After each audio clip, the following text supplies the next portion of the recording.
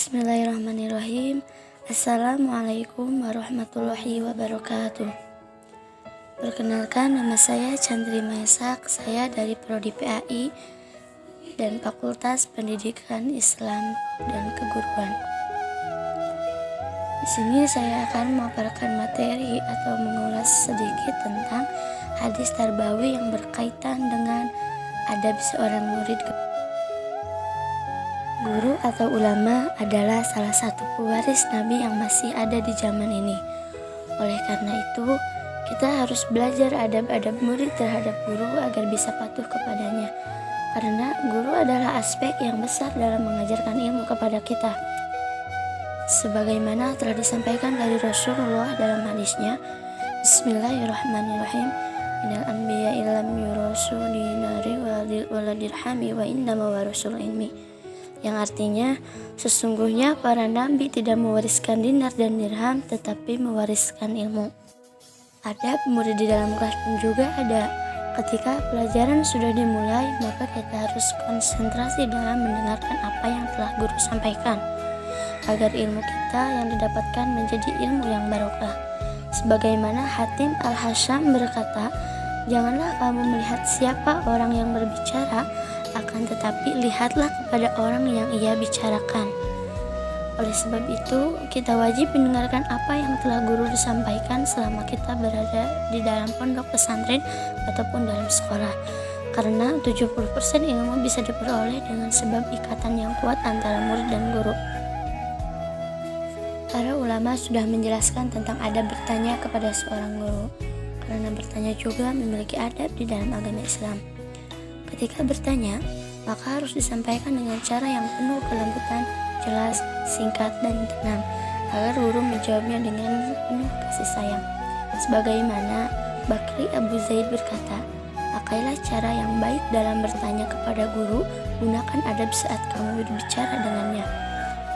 Imam Abu Hanifah berkomentar, jika beliau duduk di hadapan Imam Malik, beliau layaknya seorang anak yang duduk di depan ayahnya.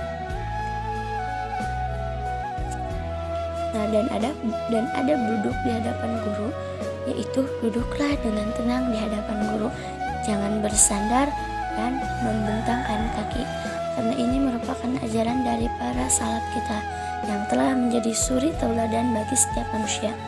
Imam Syafi'i juga berkata, aku membuka lembaran kitab di hadapan Imam Malik dengan sangat pelan karena memuliakannya. Nah, adab murid terhadap guru menurut Islam, yaitu dalam sumber hukum Islam mengajarkan kepada kita bahwa guru adalah salah satu orang berilmu yang benar-benar harus dihormati. Sebab dari guru kita mendapatkan ilmu yang tak terbatas. Dulu para sahabat rela melakukan perjalanan yang jauh hanya untuk mendapatkan suatu hadis saja yang disampaikan oleh gurunya di majelis ilmu. Nah, ada juga adab-adaban terhadap murid kepada guru yang perlu kita terapkan, yaitu dan adab menuntut ilmu yang harus perlu kita terapkan. Nah, seharusnya seseorang santri juga atau seorang siswa, mahasiswa harus membersihkan dirinya dari sifat-sifat tercela seperti sombong, dengki, dan berdusta, baik itu berada di hadapan orang lain, lebih-lebih di hadapan guru. Sebab orang yang sombong biasanya sulit menerima nasihat dari seorang guru. Oleh sebab itu, merendah dirilah di hadapan guru agar ilmu yang kita dapatkan menjadi bermanfaat. Dijelaskan dalam kitab Tazkirah Samihal. Hendaklah seorang murid mengetahui bahwa tunduknya kepada guru adalah kebanggaan, sedangkan rendah dirinya adalah kemuliaan. Sebagian ulama juga berkata bahwa 70% itu ilmu bisa didapatkan dengan cara adanya sebuah ikatan yang kuat antara murid dan guru. Nah, semua guru pasti mempunyai karakter yang berbeda-beda. Ada yang keras, ada pula yang mempunyai sifat yang lemah lembut. Maka sudah seharusnya kita bersabar dan jangan pernah berpaling darinya. Karena guru juga manusia biasa yang pantas